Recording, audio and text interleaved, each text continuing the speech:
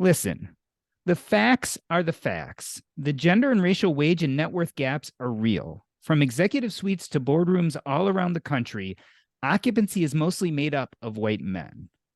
I feel like we now acknowledge this. We have moved from an understanding of equality to equity, the hard work of giving people what they need to be on equal footing and succeed. Yet, we still don't talk about these issues in certain ways. We embrace the quiet prodding, the humble counterpoints, the making a difference without rocking the boat.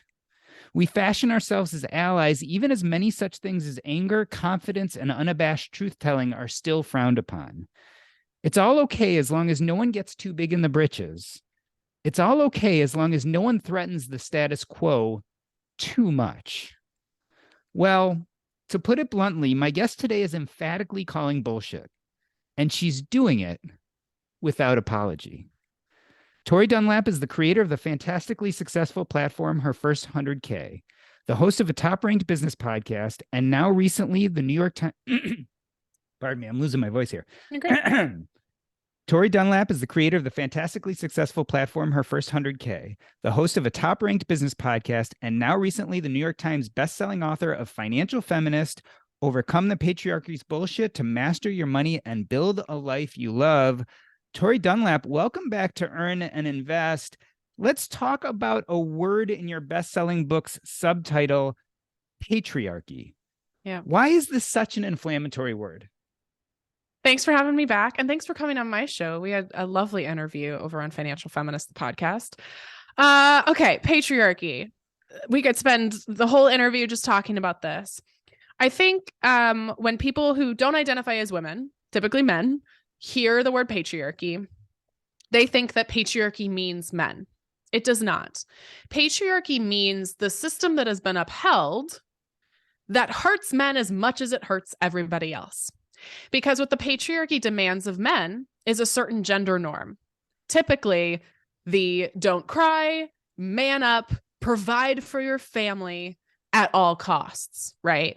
And so when I say patriarchy, and of course, a title like Financial Feminist, men might be thinking, is this for me? It doesn't sound like it's for me. I did write this with women in mind. Women are my core demographic. However, anybody who identifies as a feminist is someone who believes in the equality of all genders. And anyone who is a feminist also understands that the word patriarchy really refers to the sexist, ableist, homophobic, racist system that has been upheld that disenfranchises and hurts everybody under it. It hurts men just as much as it hurts women.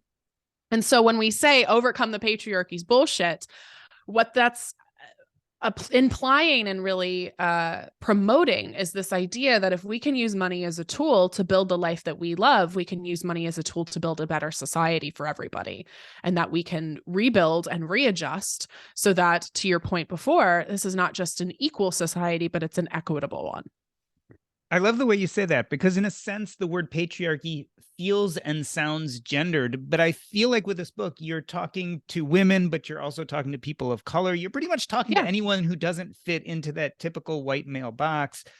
But to go a step further, you're also talking to men who aren't necessarily served by the system either. Yeah, even if you are a, very classic cisgendered straight white man, the patriarchy is hurting you too, because it's telling you what kind of person you need to be, what a man is. And I'm putting that in quotes, right? Like what it means to be a man. And for more on this, Man Enough is a great podcast and platform by my friend Justin Baldoni, where he talks about like, what does it mean to be a man? What does masculinity mean?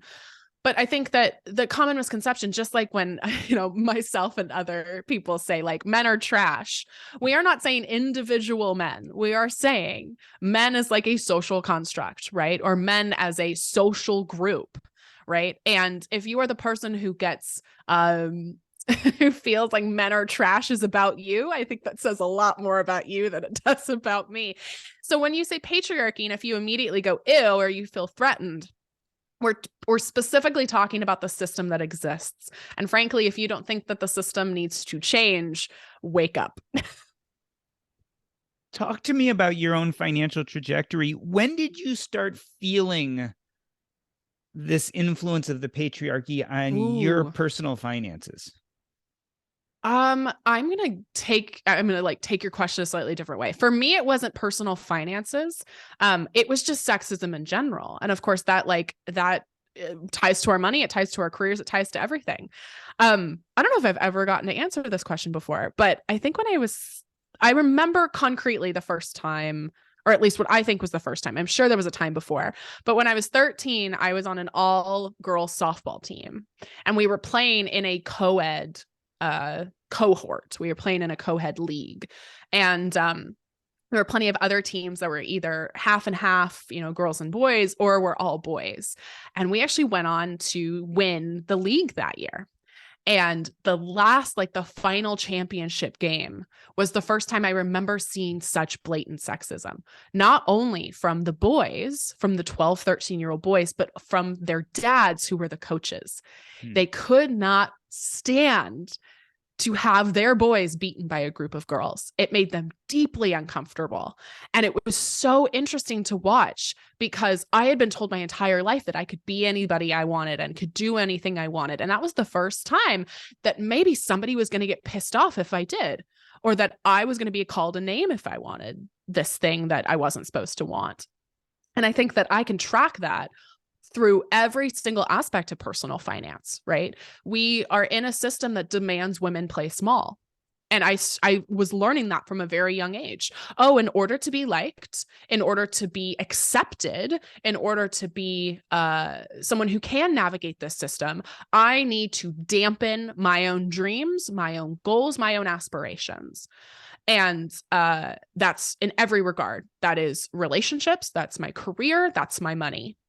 And if I get anybody to do anything with this book, it is the hope that women start to understand that we have been conditioned to play small.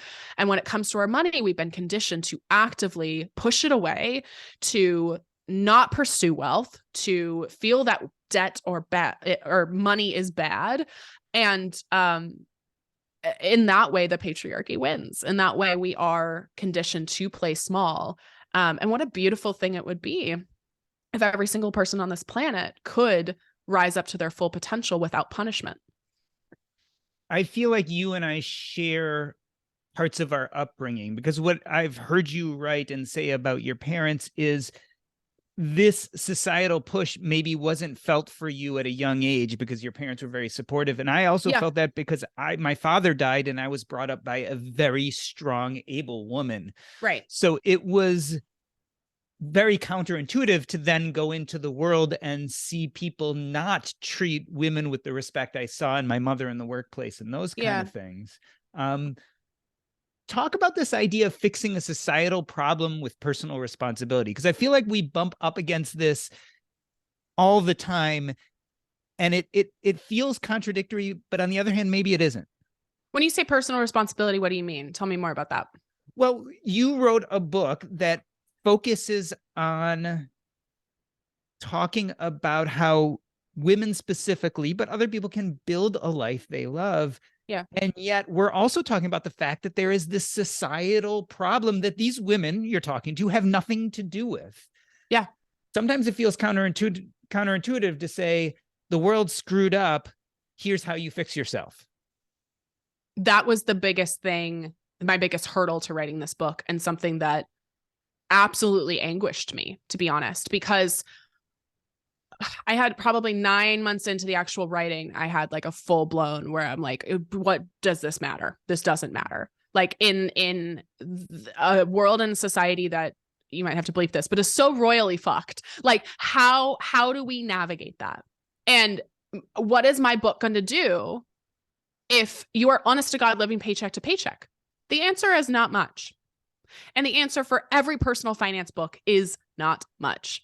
If you are honestly living paycheck to paycheck, if you do not have 2 nickels to rub together, and I come in telling you how to budget, that doesn't matter. That's where you need societal change. That's where you need government support. That's where you need all of the other things that, unfortunately, a New York Times bestselling book is not going to fix, right? Like, it's not going to fix it. And it's something that really anguished me, because I was like, then why do it at all? Then why do it at all? And the answer is, you do it because it will help somebody, and it will help people use money as a tool to start changing the system for everybody. I talk in the book about what I call like oxygen mask finances, right? You get on a plane, what do they tell you? Put on your own oxygen mask first before assisting others. And women are taught to be altruistic to the point that we are flailing around the plane trying to put everybody else's oxygen masks on first, and we're dying because of it. And I can't speak for a Black woman's experience, but I know from listening and from statistics and data that literally that's what's happening is many women, and especially women of color, are dying trying to take care of everybody else. And the truth is that if we can put our own oxygen masks on first, then not only can we assist others, right? Because we have our oxygen mask air flowing, we can breathe, but also we get to create a plane where everybody gets an oxygen mask. And it's not a privilege for some people who get a mask or some people who don't. And so if I can do at an individual level a little bit of work to not only help myself, but to help others, if I can create a platform just with what I can control, then great. I think that's going to help more than me not doing anything at all. And I believe it was Margaret Mead who said, what is it? Never doubt that a small group of people can change the world. Indeed, it's the only thing that ever has. Right. And it's like, I can't change the entire system. I can't solve capitalism. This book does not solve capitalism or inequality, but it helps you survive capitalism. It helps you navigate it to the best of your ability. And then again, when you're taken care of, when your oxygen is flowing in your mask, then you get to help other people and you get to start creating a system where everybody gets a mask. So one thing that I think this book does very well is if we are at some point going to fight for equity, equality, and belonging, we have to be able to see through some of those narratives that are stopping us from getting there. And I want to take a quote from your first chapter. You say, so in the spirit of vulnerability, we're going to focus on the emotional side of money, good, bad, and ugly. How can we use more of our money to bring us joy, comfort, and stability? And we're going to frame the most common of these financial emotions, shame and judgment, through what I call the 5 patriarchal narratives. I want to enumerate those narratives in a minute, but first and foremost, tell us the concept of these patriarchal narratives. What does that mean? It's this idea that a lot of the things we've been taught about money have to do with just the sort of narrative, stories, beliefs that either happened in childhood or happen when you get old enough to start understanding what society is telling you. And you'll notice as we go through these that most of these affect men as well. They either might not affect them to the same degree, or, it might be more minor, but they do affect men. And so I think that we spend the entire first chapter talking about the emotions of money and talking about the psychology of money. It is the longest chapter, and it's the chapter I spent the most time on purpose, because you can't learn how to budget. You can't learn how to pay off debt. You can't understand what a Roth IRA is until you understand, oh, this is my trigger around money, or this is why I keep sabotaging myself. Or, which we'll talk about in a second, I've been believing that talking about money is taboo and it's keeping me underpaid and overworked, right? Like a lot of these things, and I would argue 80% of the personal finance equation is systemic oppression, is circumstances, is things outside of your control. So the more you start to understand actually how little you can control, you get to give yourself a lot of grace and understanding when you do mess up around money, or when things don't go your way, or when you're like, why am I not able to save money? It's like, it's probably not like a deficit on your part. I love this idea because I think in behavioral finance, something we're becoming much more aware of, we talk about money scripts all the time, and those are experiences or those things we're taught as children. But often we forget that there's a major societal component to that too. So we think again of that personal component or that family component. But when we put that in perspective of the societal narratives that are also teaching us a lot about the way we think of money, it makes more sense. So let's jump to number one. The number one patriarchal narrative that you mentioned is you should know how to money. Why do you think this is destructive? And specifically to kind of the non-cisgendered white man, why is this more destructive to other people? Yeah. So this is a narrative that anybody, regardless of gender identity, has heard, right? It's just like we somehow come out of the womb expecting ourselves to know how to manage money and how to navigate debt. And yet we don't come out of the womb like expecting, oh yeah, I'm going to be able to speak fluent Italian or like know how to play the tuba, right? And it's like, why do we think that about money? We think either we have like the good money gene or we don't. And that's just not true. The vast majority of people are shocked to discover that I was a theater major. I was a communications and a theater major, did not study finance, did not study business, and yet I'm great with money. And it's like, it's not about like if you're good with money or not. It's like, were you taught it? And we just expect that we should be magically good with money. And just like anything else, you're going to be bad at it for a period of time. If you ask me to strap on some roller skates and like go skate through the neighborhood, I'm going to fall on my butt and it's going to happen. And it's the same thing with money. Specifically with women, though, is that as we grow older, we are taught less and less about money, and it's socially conditioned for men to have conversations about money or to be taught this in the way that women aren't. And again, I know we're going to talk about this in a second, but like men are talking about money on the golf course, at the whiskey bar, right? They're talking openly and honestly about money in a way that women aren't.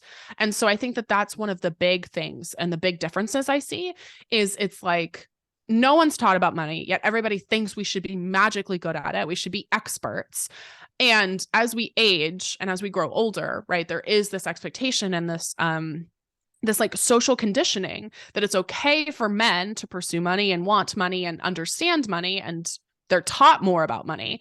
And we actually know this, again, I mentioned the statistic in the book that if a family is made up of girls and boys, girls are taught certain things about money or not taught at all about money in a way that boys aren't. Boys are more likely to be educated about money than girls are. And specifically, right, girls and women are stressed frugality, whereas men are stressed money making, right? So go out there, get in the stock market, build the business, move up in the corporate world. That's not necessarily what little girls are told. No, we talk about one of these narratives in the second chapter, which is like what we call our spending chapter. And the narrative with women, you just highlighted it perfectly. For men, it's grow, it's expand, right? It's earn more money, make more money, grow your money. For women, it's like stop spending money on quote unquote frivolous things. And the very things that are deemed frivolous are always lattes and manicures and purses, but not NFL season tickets or golf clubs. Right. So like, that's a perfect example of how we gender personal finance advice, and how, if you want to take it even a step further, we expect women to perform femininity in a certain way. And when I say perform femininity, I say, you know, if you show up to work as a woman without makeup or without your hair done, suddenly you're tired. You look tired or you're unprofessional and you're less likely to get the promotion, right? Or less likely to be invited into that really key business meeting. So the very things that I'm actually getting shamed for as a woman, the manicures, the makeup, the hairstyling, right, are the very things that I'm actually expected to do in society in order to progress. And that's where things get really murky, right? The more onion layers you start peeling back, the murkier this gets. So again, men expand, women shrink, and specifically stop spending money on these things that we're also expecting you to spend money on. And because of the pink tax, we're going to charge you more for them. We're going to charge you more for razors. We're going to charge you more for shaving cream. We're going to charge you more for the things just because they're pink. Yeah, it reminds me of the trope, and this really, in my mind, separates equity from equality. This idea that you can have both a man and a woman corporate executive, and they can have very similar jobs. But the man says, I have to miss this meeting because my son has a baseball game, and it's accepted. And oh, what a great father you are. But a woman has to miss a meeting because her child is sick, or there's something they have to or go she's to also got to go to a baseball game or what? Baseball game. And it's like, oh, well, yeah, you know, you can't miss this meeting. You have to be here. It's frowned upon. Yeah. And I think a lot of listeners might be like, okay, yeah, maybe that happens like at some places, but not all places. We actually know from data, this has like been tracked over decades, that there's what's called a fatherhood benefit and a motherhood penalty. And literally you can watch like the graph, the chart of men's earnings spikes if he has children, and the graph for women's earnings depletes, like it goes down immediately. And so like, it's not just like a circumstance or like that happened to one person. This is an industry-wide countrywide global phenomenon. The fatherhood penalty, which to your point is like, oh, he's such a good dad, he's providing, because again, the patriarchy has told us that men have to provide, and that if they are providing, then they're checking that box of their gender, right? And then for women, they are viewed as, oh, they have competing priorities now. They can't care about their work as much as they care about their kid. And why aren't they home more, right? And so in that way, their careers and their earnings actually suffer if they choose to have children. One of the interesting things about that data is, as you were saying, as men become fathers, their pay actually increases. As women become mothers, their pay decreases. Up into a point, most people just didn't know that. And that brings us to the second of the patriarchal narratives. Talking about money isn't polite. Like, a lot of people don't know about these things because we don't talk about money. I feel like there's something more sinister here. Who's perpetuating this narrative that we shouldn't be talking about money? The people who are paying us, the people who have the financial system as it currently exists. Because if you aren't talking about money, you don't know that Chad, who got hired 2 years after you, makes 20% more. And if you're not talking about money, you feel ashamed about your debt, even though all of your friends have debt too and are trying to navigate it to the best of their ability. My not so conspiracy theory is that this is a narrative perpetuated to keep you underpaid and overworked, right? And I've already kind of talked about it and danced around it, but we are more likely to have any other uncomfortable conversation. Again, statistically speaking, we will talk about sex, we'll talk about death, we'll talk about religion, we'll talk about politics. People are the vast majority of people are more comfortable getting naked with somebody than they are asking how much money they make or how much debt they have or what their credit score is, right? And it's like, this is meant and upheld to keep people underpaid and overworked.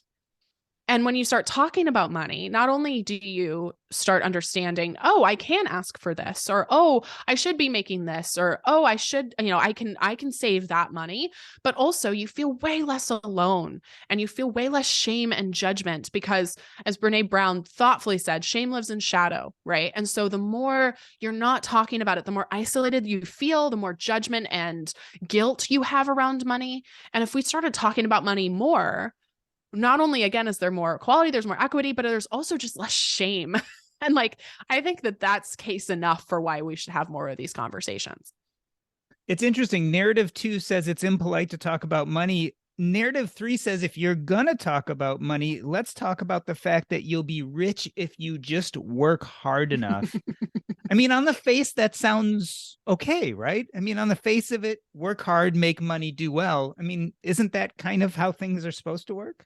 It's a narrative that has been perpetuated since the dawn of white American society, right? It was like, we literally spend a paragraph in the book talking about like, that was what Puritans believed, was like, I will be favored by God if I work hard. Now, I imagine some listeners are immediately like, yes, that's the American dream, is you pull yourself up by your bootstraps and you work hard. If working hard was enough, we'd have way more people out here balling out.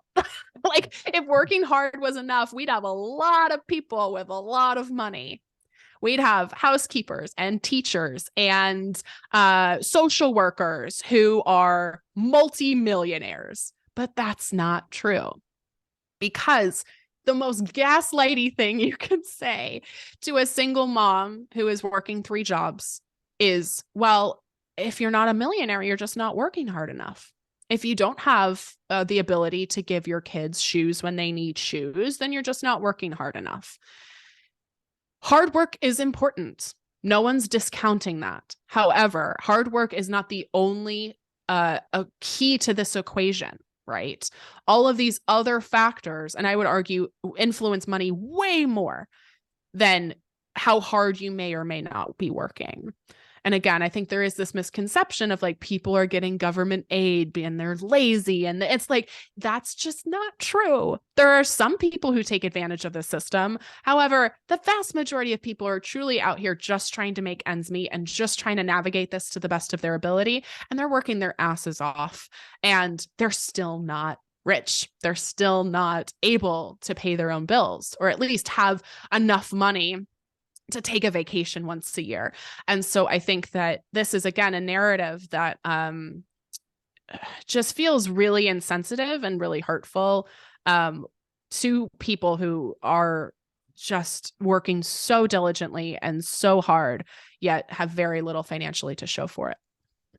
As I watched your podcast move up the business rankings, I saw you brush shoulders with two fairly popular personal finance gurus, Dave Ramsey and Susie Orman. Mm-hmm.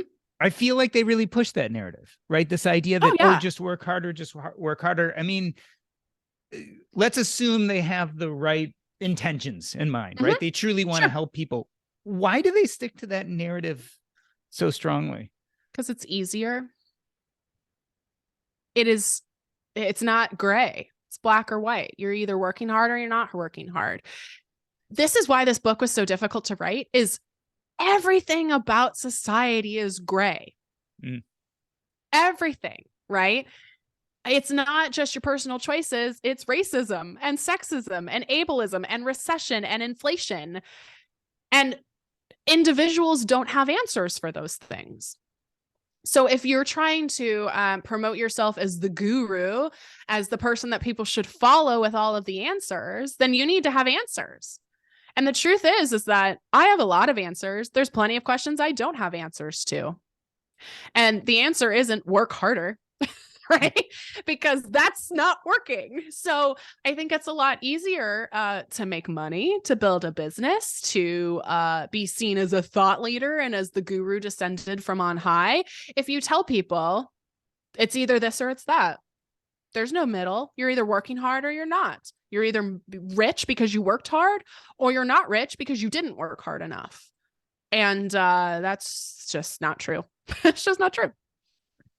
We are talking to Tori Dunlap. She is the creator of the fantastically successful platform, Her First 100K, and the host of a top-ranked business podcast. And we are talking the 5 Patriarchal Narratives. We're going to take a short break. I'm Doc G, and this is the Earn and Invest podcast. All right, I'm going to read us back in a moment. Things feeling good? You happy with this conversation? You good? Yeah. Oh, I love this stuff. This is perfect. I'm just like, I'll burn it all to the ground. But, well, so I think that's who you are, right? Yeah. So it's not like this is inauthentic. But the other thing is, and this really goes back to my intro, I think we only want people who are sheep, who are going to talk about these inequalities comfortably. Like, because it's comfortable. Right. No one likes discomfort. Yeah. Like, even as a white person, Black Lives Matter resurgence, it's very uncomfortable, but it's like, it's necessary discomfort. Yeah. Anyway. And I just feel like we need to celebrate people who are willing to talk about these things clearly and not shy away from them and not make themselves smaller when they talk about them, because we don't want to ruffle any feathers. Right. I mean, at some level, that just hasn't worked. No, it doesn't work. And again, the Dave Ramsey and Susie Ormans of the world, it's like, I don't completely equate them, because, Susie's done a lot for women, and, she's a gay woman, and there's a lot I think that she's been through that Dave Ramsey hasn't, but it's also like, it's so gaslighty. And I know that people in your audience are going to hate when I say the word gaslight, but like, truly, it's like so gaslighty. Yeah. And gaslighting is a big problem in society. So from politics to money to just about everything. So, everything. All right, I'm going to read us back in. Cool. On 3, 2, 1. Let me reintroduce you. We're talking to Tori Dunlap. Her book, Financial Feminist: Overcome the Patriarchy's Bullshit to Master Your Money and Build a Life You Love, is a New York Times bestseller. And we are talking about the 5 patriarchal narratives. We talked about 1, 2, and 3. Number 1 is you should know how to money. Number 2 is talking about money as impolite. Number 3 is you'll be rich if you just work hard. And that brings us to number 4. Oops, where am I here? And that brings us to number 4, this idea that wanting more money is selfish. This specifically sounds like a very gendered narrative, like, because I feel like people don't tell men wanting to be successful and be a millionaire or billionaire is a bad thing. And yet people are a little bit less enthusiastic about women doing that. Look at any of my social media comments when I talk about building wealth. It is, Yeah, this is probably the most, I was talking about how these narratives hurt everybody. This is the one that hurts women most of all. And to your point, again, like we are comfortable as a society with men's pursuit of wealth. We encourage it, we promote it, right? There are plenty of people out there worshiping billionaires and all of the billionaires are men. So I think that the interesting thing is we condition women to be altruistic. We condition women to constantly give of themselves. And I mentioned in the book how this starts in childhood, right? And perfect example is the kind of toys we give children. Boys, they're given Legos, right? They're given things to build and things to create, and they're taught innovation and they're taught self-reliance. What are girls given? Dolls. Dolls, right? Doll houses, easy bake ovens, bridal veils. We give a literal child another child to take care of. And somehow that isn't like fucked. Like, like we give a 3-year-old girl another like child to quote unquote take care of. Right. And so we're told from the get-go that our value in society, men's value to society, is their own ingenuity, right? The value for women in society is their ability to caretake and their ability to sacrifice all of themselves for other people. Now, I'm not saying women should be less altruistic. It's what I love most about being a woman, truly, is it's like our default giving nature. There's just not the same expectation. And if we taught boys and men to be a little more altruistic, I think we'd be in a better world. And I think we're starting to see that. But as we age, then, if we have the audacity to pursue wealth, it has to be for somebody else. And even me as a business owner and as a successful multimillionaire now, I can't say I'm charging what I'm charging. It has to be I'm charging what I'm charging in order to pay my people well, or in order for me to, do this. It can't be for my own benefit. And it's a way of taxing women, right? It's a way of when they have had the audacity to pursue wealth or are starting to become financially confident or stable, we then try to control them by asking, why aren't you donating more? Why aren't you doing this for free? The amount of people who still comment or we get emails, if you truly loved this thing, Tori, you would just do it for free. Like if you truly thought that personal finance education was important, you would just do it for free. No one's messaging Graham Stevens and telling him that. Like no one is like that's not a thing, right? But the whole point of my book is that when women have money, they are no longer controllable by anybody. They don't have to stay in bad situations they don't want to be in anymore. They don't have to, stay in a bad job, stay in a bad relationship. They have options and choices. And yet the pursuit of wealth, right? The pursuit of going after money, even if it's just, I want enough money to be able to take a vacation. I want enough money to have a 3-month emergency fund. Women stop being controllable. The patriarchy panics. And so they demand that we tax ourselves, right? And again, in the same way that men just aren't. Men are encouraged to pursue wealth. And as they keep growing wealth, we marvel at their ability to do that, right? The amount of worship that someone like Steve Jobs gets, or even Elon Musk, or any of these like billionaires who we consider geniuses. We actively shame and judge women for the pursuit of wealth or for their spending or for just their inability to be controlled. I want to take that a step further because you kind of said the magic word there. There actually is success shaming, right? Society tells women that success is a bad thing. Like you should not be successful. Yes. I mean, I experience this every day. And I weirdly, you realize as a woman that like you can't win, because when I wasn't like rich and financially stable, it was like, why aren't you working hard enough? And now that I am, it's like, why aren't you donating more? Or again, you should just do this for free if you really love it. Or and I feel this is deeply rooted guilt because again, I've been conditioned to be altruistic, where I'm like, why am I doing better than another woman who I also see working hard? And I feel deeply guilty for that at times. And that's what's so interesting is it's like, you cannot win. You just can't. And so, yeah, I see so many articles. This is like, again, perfect example of from my own life. The amount of articles I have seen about men who rightfully deserve these articles, who have like millionaire before 30, and it's never questioned.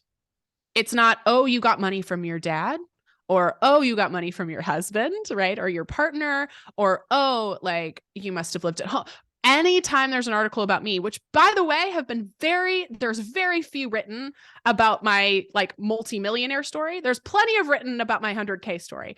The origin story of her first 100K was I was trying to save 100K at 25. Now I have a lot of reasons why I think that's the case. I think 100K is a lot more like achievable potentially for people, right?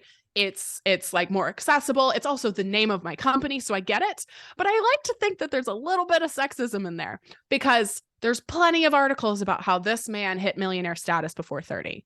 I was financially independent at 27. I can name like 2 articles that were written with that same headline about me, because we're uncomfortable. We're uncomfortable with women having money.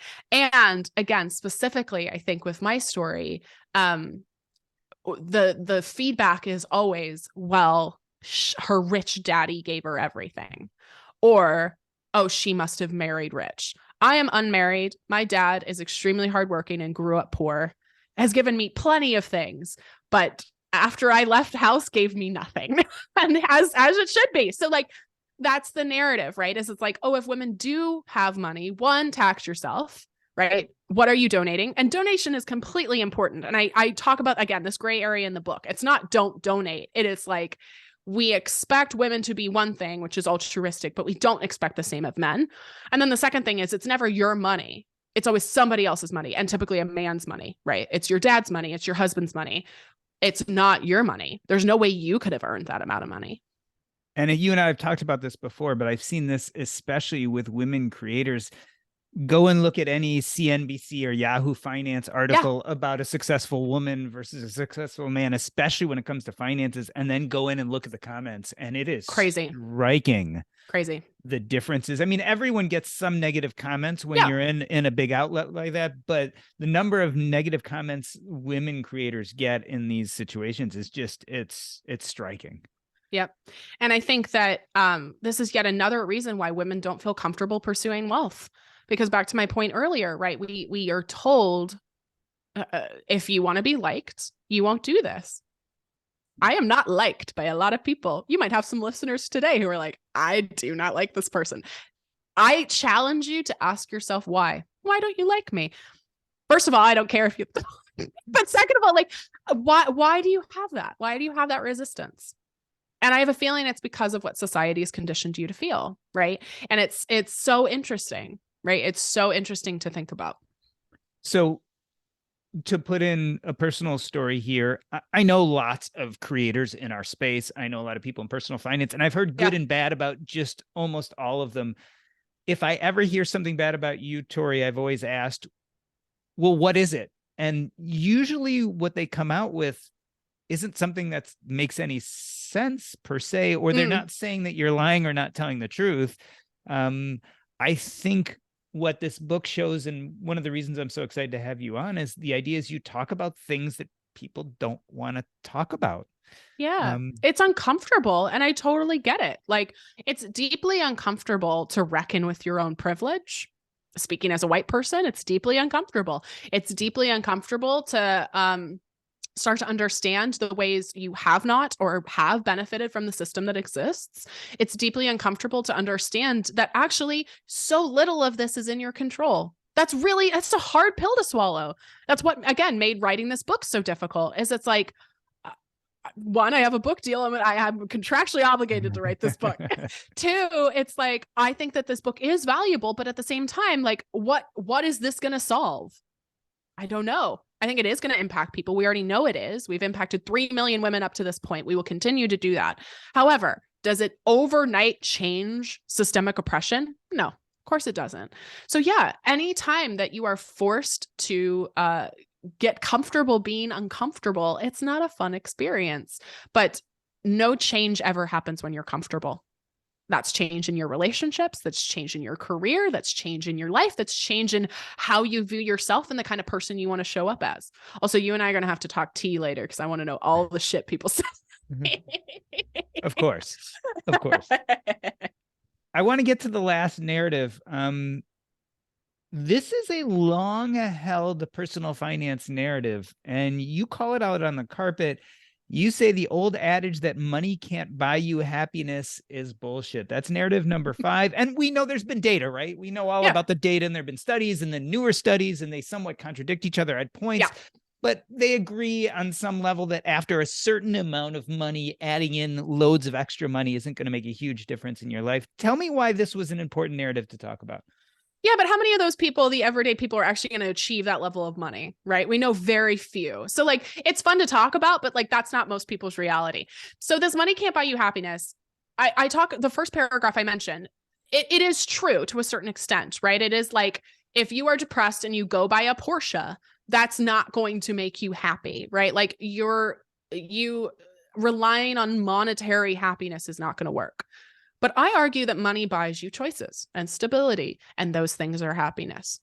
The ability to walk into a grocery store and not have to meticulously budget, that's happiness. The ability to live in a safe apartment that is slightly more expensive, or to live in a bigger city where you do feel more safe or accepted, that is happiness. The ability to again, donate to causes you believe in, the ability to travel, the ability to go out to eat every once in a while.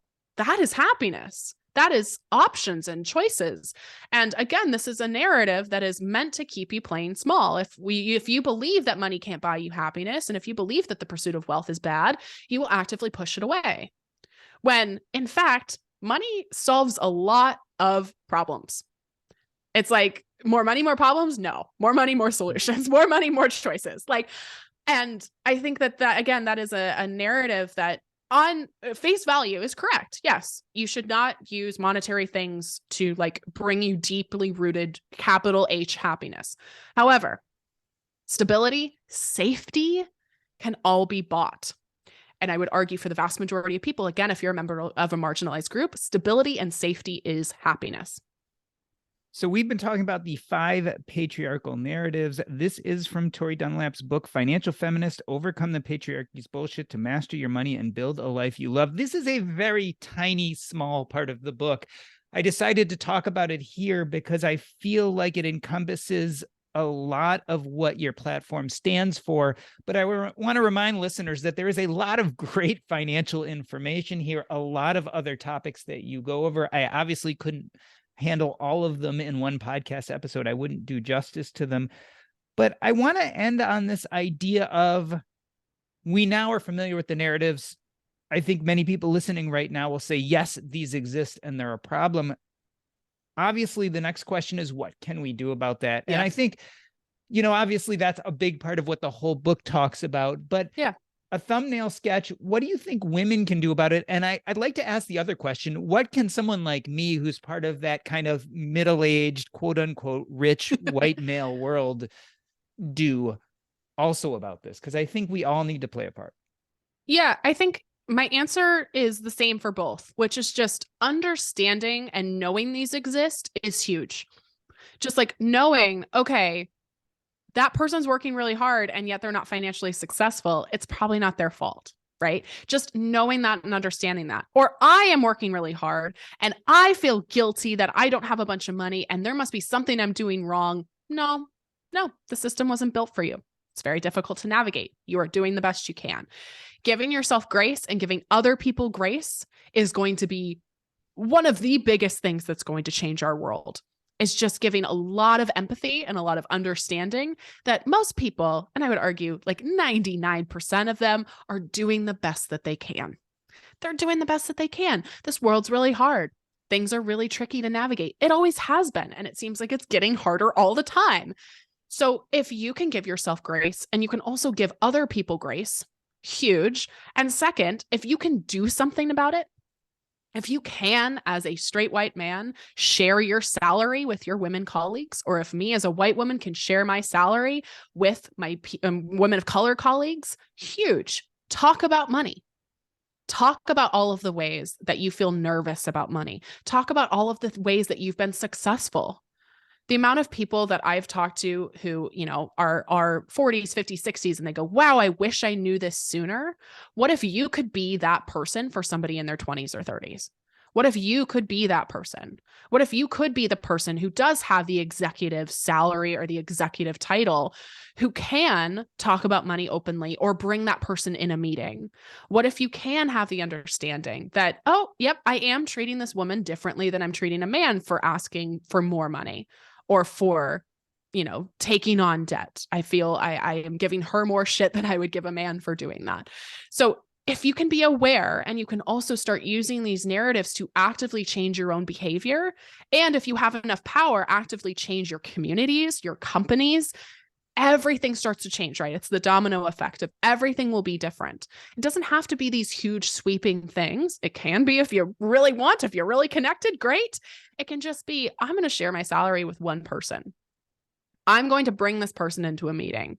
Wow, I realized that, the way I manage money in my marriage, I get upset when my wife spends her money on her manicures and I just hate it. And it's like, interesting. Why do you think that way? And again, it doesn't have to be full of shame. It's just inquisitive. It's just curious. It's like an anthropologist going, interesting. Why did you do that? It's a very neutral question. Why did you do that? And then you keep asking why. Why is this the way that it is? Oh, why is this the way that it is? Why do I feel this way? Interesting. And that's it. And it goes back again, grace. We're giving ourselves grace as we progress through this. We're asking ourselves why in a very neutral way. And when we potentially have an answer that we don't like, we go, interesting. Okay. We're giving ourselves grace for that. And I'm going to change my behavior. All of it.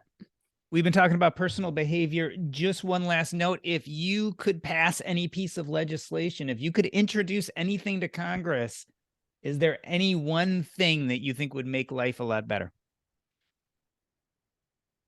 I have like 3 things. Do I say the one that your audience is going to hate, or do I say the whatever one that you they're want? not? In fact, if you want to say all 3, you can. Okay. Well, like my big 2 are paid family leave. We are the only quote unquote industrialized country in this world that does not require paid family leave. Paid maternity leave is the first step, but paternity leave is the next.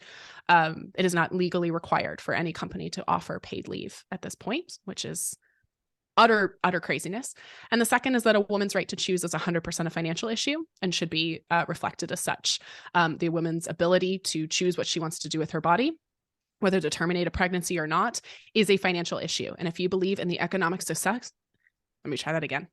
And if you believe in the economic success of this country, then you will support a woman's right to choose, because the vast majority of pregnancies that are terminated by people who already have children, which means that it is a financial issue. They cannot afford another child. They cannot afford to take the resources that were split into 2 and now split them into 3.